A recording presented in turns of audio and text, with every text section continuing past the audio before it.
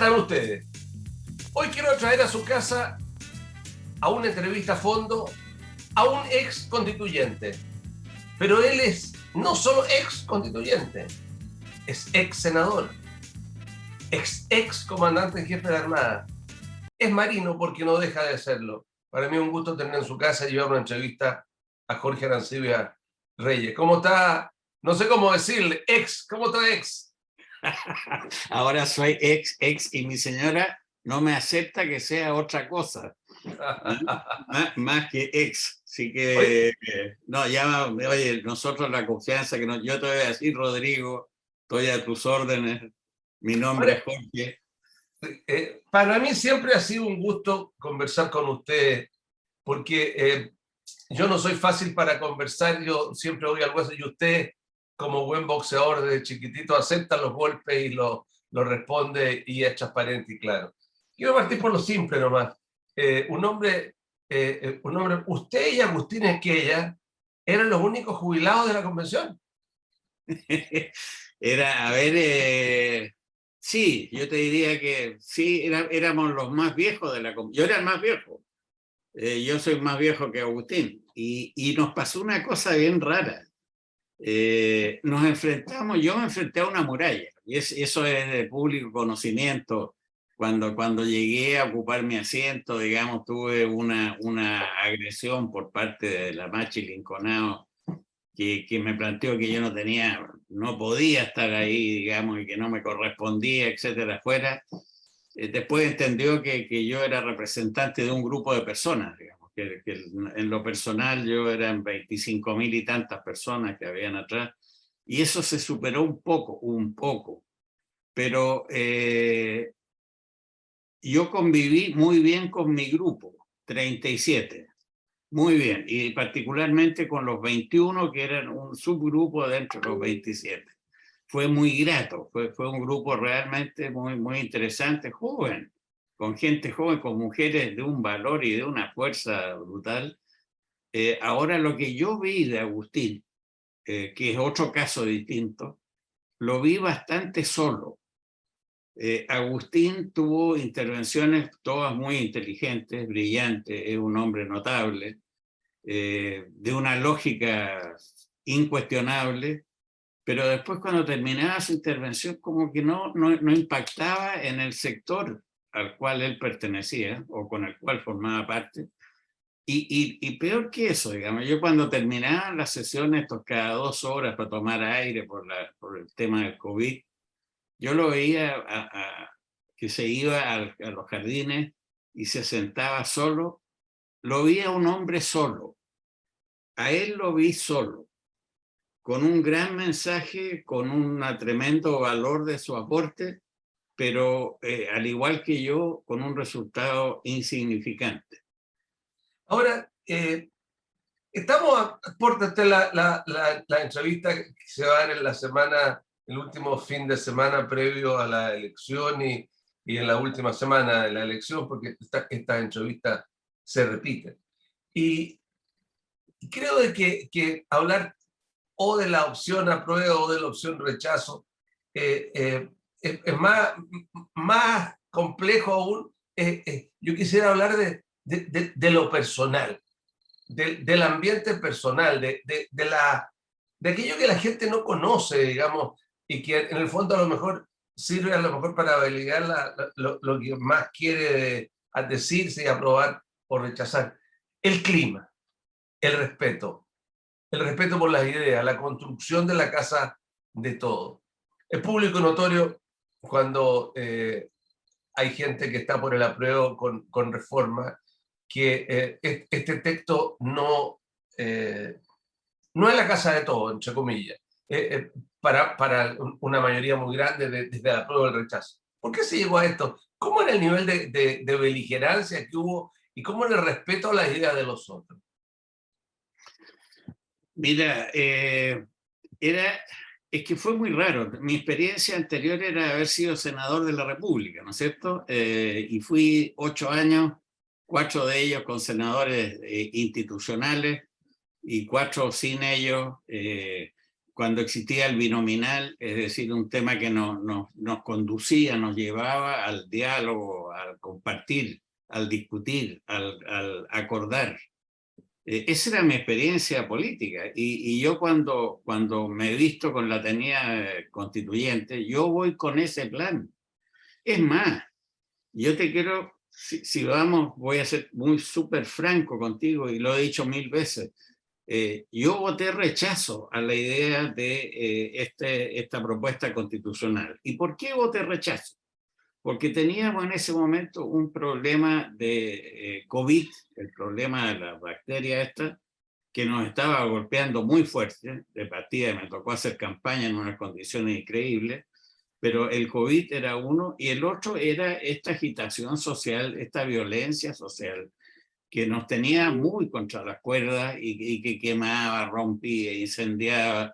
Entonces, meter una variable más al sistema me parecía que le producía más daño que beneficio en ese momento. Debiéramos haber superado alguna de esas dos situaciones para haber entrado con esta tercera, para no crear más incertidumbre. Bueno, perdí con mi postura, 80-20, me gusta repetir los números redondos, y no había duda que el país quería entonces una convención. Yo no quería ir, pero ciertamente fui súper invitado, llevado, tironeado, y finalmente acepté presentarme. ¿Y a qué fui yo? Entiende, tú tienes que entender, es 82 años. Es decir, yo ya mi carrera y mi vida absolutamente definida, viviendo mis años dorados en mi casa, con mi señora, los dos solos.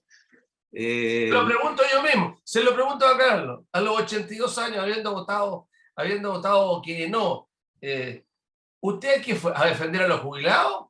¿O a bombardear todo lo que fuera el nuevo texto?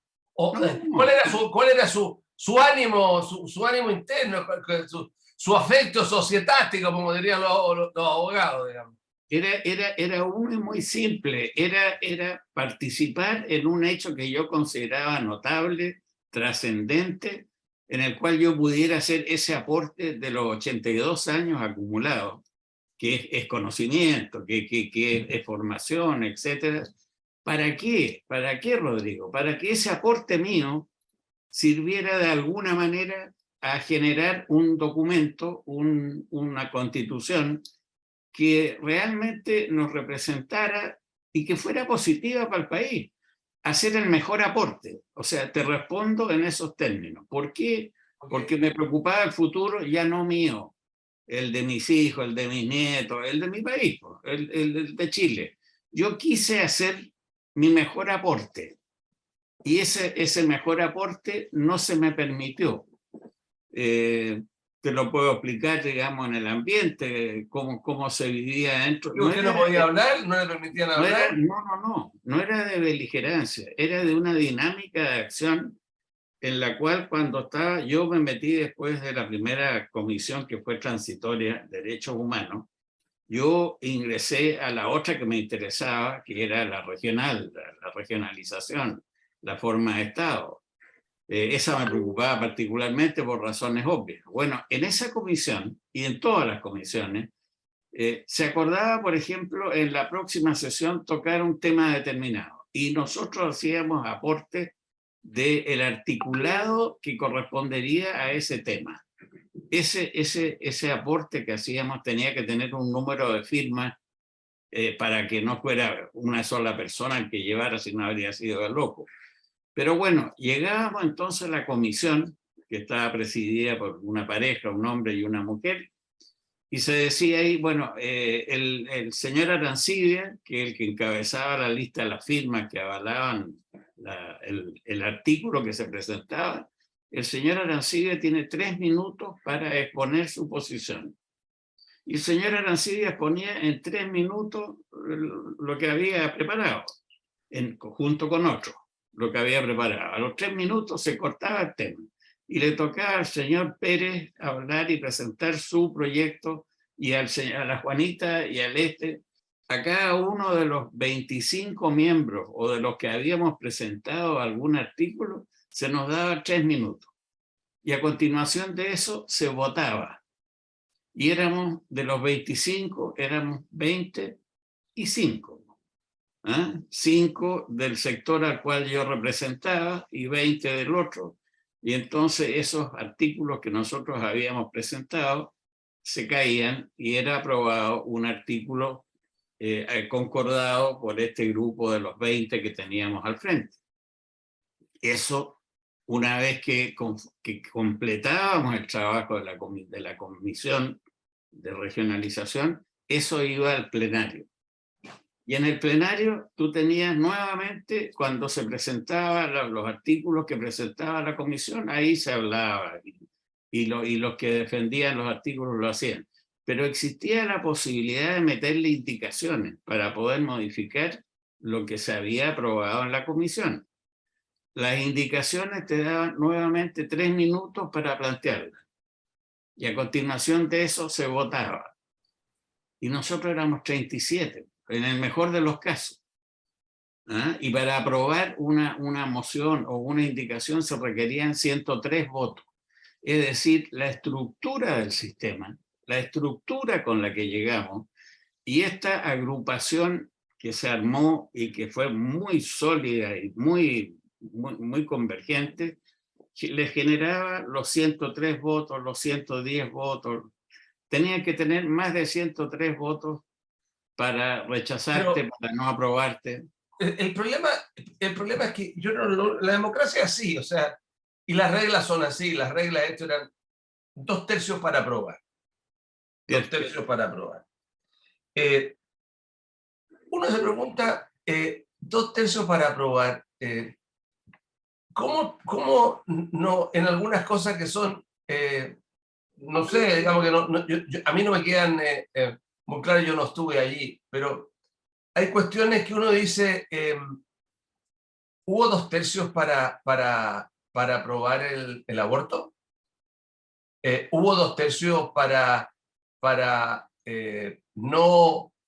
aprobar la plurinacionalidad, pero no precisarla como multiculturalidad, sino dejar abierta la posibilidad de que se pudiera entender la plurinacionalidad como varias naciones conviviendo dentro de una nación con los riesgos que se tienen? ¿Hubo 2/3 para no precisar que el Estado es unitario? ¿Hubo 2/3 para eliminar el Senado?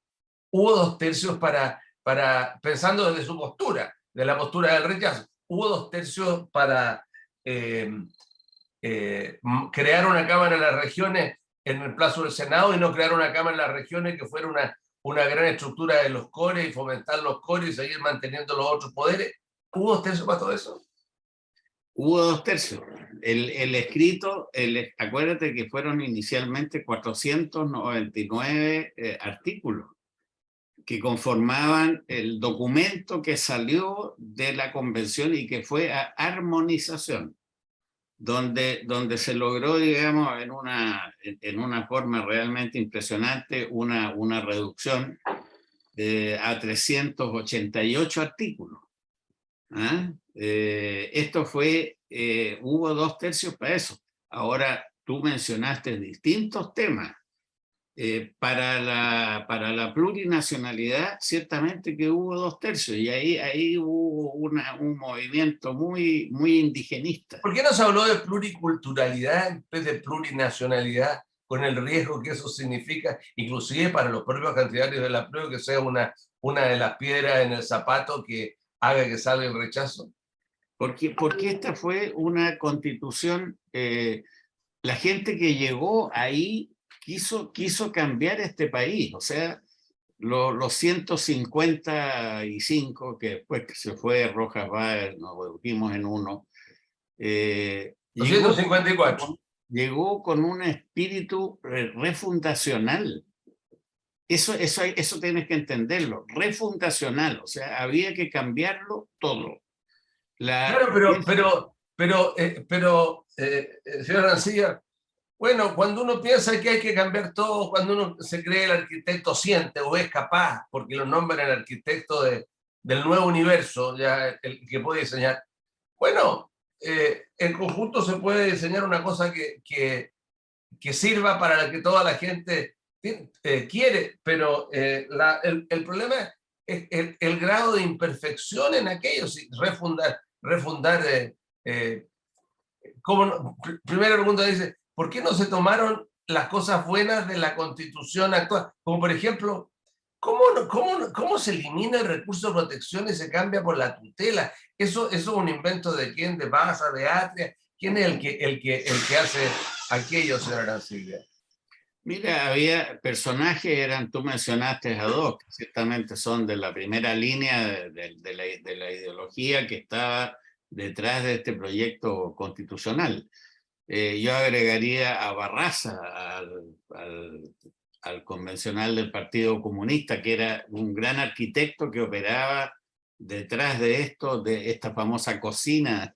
Sí, pero una cosa son los operadores políticos y otra cosa son los cerebros de mayor potencialidad, digamos, porque yo digo, se lo planteo porque yo creo de que con todos los defectos que tenía la Constitución inicial, estoy hablando de la del 80, hecha en una votación, podemos discutirlo ahí si fue una Constitución que fue en una elección sana o fue una elección con voto transparente, con padrón alterado, pero había ahí y se ha mantenido hasta la Constitución refrendada por el recurso de protección. Y eso protege los intereses que uno llama por teléfono. Aló, corte de relaciones, usted habla con fulano de tal, me están vulnerando mi derecho a y se lo de inmediato, sin ser un abogado inclusive. No logro entender cómo en esa cosa refundacional de hacer lo mejor para el pueblo chileno se elimina aquello. Eso no lo logro entender, nadie lo defendió, señor Arancibia. No, lo defendimos a muerte. Es decir, nosotros trabajábamos, yo trabajé, y los que estaban conmigo, todos trabajaron, y ellos también. Aquí se trabajó mucho, horarios, te digo yo, de las 9 de la mañana, 9:30 de la mañana que partíamos en sesiones y en grupos de trabajo y cosas, y terminábamos a las 12, 1 de la mañana del día siguiente. Y esto al día siguiente igual, de lunes a viernes. El lunes se partía a mediodía porque llegaba gente de las regiones y el viernes se terminaba y el sábado y domingo era posible que la gente volviera a sus casas, a las regiones. Fue un intenso trabajo. Ahora, en ese intenso trabajo, nosotros perdimos 4 meses en la confección del reglamento, Rodrigo. Una cuestión increíble. O sea, ¿cómo no? ¿Por qué no llegamos y decimos, vamos a escribir una constitución? Adoptemos el reglamento, ya sea de la Cámara de Diputados o del Senado. Hagámosle 2 modificaciones, como dices tú, y empecemos a trabajar. Bueno, perdimos 4 meses en hacer el reglamento, con todas las dificultades y todas las diferencias que teníamos. Ahí nos dimos cuenta de la muralla que enfrentábamos. Y cuando parte el debate de los artículos, del articulado, ahí nos dimos cuenta que el tema era refundacional, que había una voluntad talibana, digamos, de llevar adelante esta cosa. Y ahí nosotros, dando la lucha interna, o sea, presentando nuestras ideas, presentando nuestros artículos, defendiendo los artículos, en ese formato que te digo yo que teníamos 3 minutos y se votaba y quedábamos fuera, pero presentamos artículos en todas las líneas y los defendimos con ardor, con entusiasmo, hasta el final. Pero de repente nos dimos cuenta, perdóname, es que hay un tema que es bien importante. De repente nos dimos cuenta, en realidad estamos siendo intrascendentes, insignificantes, y ponle nuevamente ningún artículo nuestro, ni una coma mía hay en este proyecto de constitución que se le presenta a la ciudadanía, de este viejo guerrero que llegó a dar su último aporte. No fui capaz de meter una coma. Y el sector mío, un artículo, no existe. Este fue diseñado y llevado por los otros. ¿Qué te quiero agregar? Que es importante, y esto es muy importante. Nosotros entramos con un plebiscito que era 80-20, que quería una nueva constitución. Se hicieron cambios, y ahí estuvo el gran error. no se pensó bien cómo se iba a conformar la constitución, el equipo que iba a trabajar esta constitución. Y empezaron a hacer cambios con los pueblos originarios, los escaños reservados, le metieron las listas de independientes, que eran independientes hasta por ahí nomás. Espérate un segundo. Y bueno, dime. No, pero que en el fondo está claro, o sea, la causa principal del por qué que la gente, inclusive la misma gente partidaria, entre comillas partidaria o de concertación, que están cercanos al gobierno o que no están claros de que la forma de elecciones, la cantidad de escaños reservados, en fin, y la lista de independientes, dieron por resultado esta forma de desarticulación que a veces en los partidos políticos son capaces de ponerse de acuerdo, como ahora los detectores. Nos deben quedar 7 minutos. Yo quiero, al finalizar esta última parte, entrar al hueso. 5 de septiembre. ¿Qué pasa si gana el pueblo? No. ¿Qué pasa? Yo quiero entrar y preguntarle a usted, porque en el fondo ya es lo que hay. Y está entregado a la gente esperemos que lo lea y esperemos que vote con seriedad y con responsabilidad que vaya a votar. Ya, se da el resultado. Hay 2 alternativas, no hay más. Gana el apruebo, gana el rechazo. Pero el 5 de septiembre, gana el apruebo, gana el rechazo, el 80% de la gente dice que no les gusta y que hay que cambiarlo. Hay apruebo, si uno suma la cantidad de gente que quiere votar incondicionalmente sin reforma, más o menos saca el cálculo. Entonces, ¿qué se hace? De acuerdo a usted. Y se lo pregunto porque usted fue UDI, usted fue senador y la gente dice, bueno, si gana el rechazo, la derecha se le da las manos y goodbye. Y si gana el apruebo, la izquierda se le da las manos y goodbye. O sea, es sí o no. O se queda con la constitución del 80 o se queda con la nueva. No, a ver, ¿efectivamente usted lo ve así o no? No lo veo así. Y no lo veo así porque hay una cosa que te voy antes de esto te voy a agregar. Cuando nosotros partimos 80-20 y después llegamos a la convención con esa elección tan rara, porque pusieron condiciones increíbles, nosotros éramos menos de un cuarto. Estos 37 que yo te menciono, éramos un 23%, o sea, no teníamos derecho a nada. Y de hecho no tuvimos derecho a nada. Pero nosotros fuimos capaces de ir transmitiéndole a la gente el mensaje de lo que estaba ocurriendo al interior de la convención. Y eso hizo que este 80-20 y este cuarto que entró miserable a este sistema lograra finalmente una opción de rechazo por parte de la gente de un 51%. Es decir, a medida que Chile, la gente, fue tomando conocimiento de las, entre comillas, locuras que ocurrían al interior de la convención, se fue dando cuenta de que...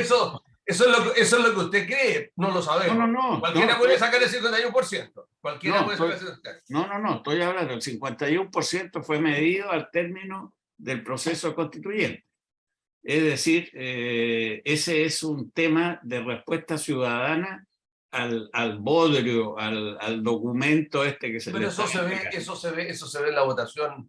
Eso se ve en la votación, se va a ver el 4 de septiembre. O sea, no está claro. Entonces, nos queda poco tiempo y quiero ir al hueso con usted. Es decir, en los 2 casos. Primero, si gana el rechazo, ¿se le puede creer a la derecha que no quiso hacer los cambios, digamos? Usted era senador UDI. ¿Se le puede creer? ¿Está realmente hay un cambio de actitud como para crear una nueva constitución de nuevo, pero en serio? Te lo planteo en los términos siguientes. Si la derecha no hace eso, si la derecha no se compromete con un proceso de generación de una constitución que realmente interpreta a la sociedad actual, al Chile de hoy, a la gente de hoy día, y abra los espacios correspondientes, la derecha desaparece. O sea, aquí estamos hablando, ¿será creíble, no creíble? Tú comprenderás que esa voluntad con que yo fui a la convención, que era de producir el mejor de los documentos, esa voluntad existe en la derecha y también existe en la izquierda. Y va a llegar el momento entonces en que si se produce el rechazo, estas 2 fuerzas, que son más o menos mitad y mitad del país. Si lo que pasa es que con la deformación de la elección nuestra aparecimos pero en una super minoría, pero Chile está dividido en dos grandes bloques. Vamos a tener que encontrar la respuesta para que sobre la base de nuestra historia, nuestra tradición, nuestras constituciones, nuestras constituciones, hacer las modificaciones para que esta cosa funcione. Ese es un mandato. Ok, gracias. El tiempo lamentablemente. ¿Y si gane la prueba, señora Arancibia? ¿Usted cree que va a cambiarse esa constitución? Los partidarios de la prueba y los que han firmado cartas van a cambiar realmente y arreglar parte o aquellas cosas que molestan a mucha gente? Yo no tengo por qué no creer en las cosas que ellos han ofrecido, digamos, aun cuando hay manifestaciones diferentes, particularmente por parte del Partido Comunista, pero no puedo no creerles. Lo que sí te puedo decir es que es más fácil cambiar la Constitución actual con los 4/7 que se han acordado en el Congreso en estos días, que cambiar que alterar el documento que se está presentando a la ciudadanía, donde necesita 4/7 y consulta ciudadana o 2/3. Tú tienes que estar de acuerdo en que el documento que se está presentando es más difícil de modificar que la Constitución actual. Y eso es lo que la gente va a tener que definir, ¿verdad? Pero en el fondo la pregunta que es importante, y dejémosla bien claro, lo que vamos a votar el 4 es si nosotros estamos de acuerdo con la propuesta que se nos hace o no. Lo que vaya a venir después cuenta a lo menos con mi apoyo, pero irrestricto a hacer los cambios que corresponden. Ok, muchas gracias, Jorge Arancibia.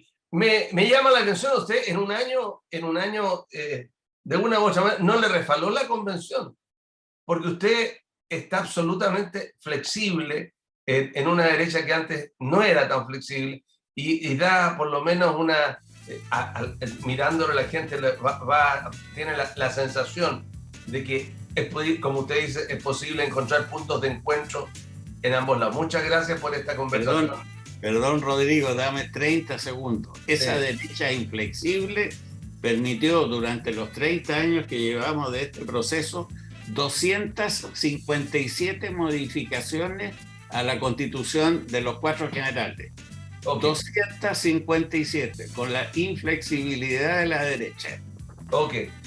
Muchas gracias, Jorge Arancibia, ex. Ha sido un gusto para mí tenerlo aquí en esta conversación nuevamente. Un gran abrazo, querido amigo. Y a usted que nos está mirando, bueno, él es como él es una persona que llegó a los máximos honores en la Armada, desechó sus honores para ser candidato a senador, fue senador y después estaba en su casa tranquilo y desechó eso para dedicarle ya, siendo hombre mayor y bastante mayor, el más mayor de la convención, un año a la convención. Y dice que él va a rechazar, pero que está de acuerdo en modificar sea cual sea el resultado. Que estén ustedes muy bien.